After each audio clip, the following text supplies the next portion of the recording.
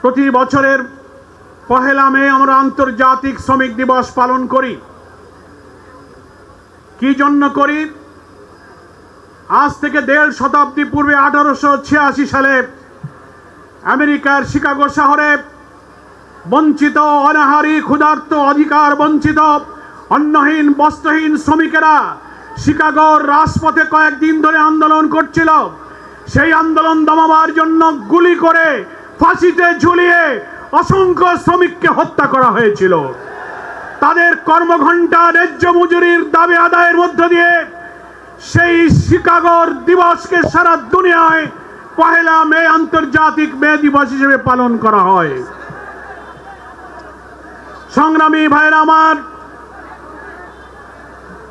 আজকে আন্তর্জাতিক এই শ্রমিক দিবস উপলক্ষে বাংলাদেশ এবং সারা দুনিয়ায় বিভিন্ন শ্রমিক সংগঠন, সংস্থা, আন্তর্জাতিক সংস্থা এবং বাংলাদেশেও বিভিন্ন শ্রমিক সংগঠন রাজধানী ঢাকা দেখে সারা দেশে শ্রমিক সমাবেশ, র্যালি, আলোচনা সভার আয়োজন করেছে।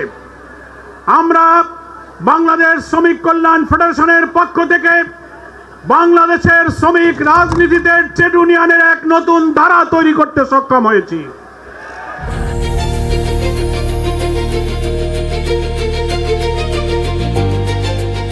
দিনাজপুর টিভি মানুষের জীবনের কথা বলে।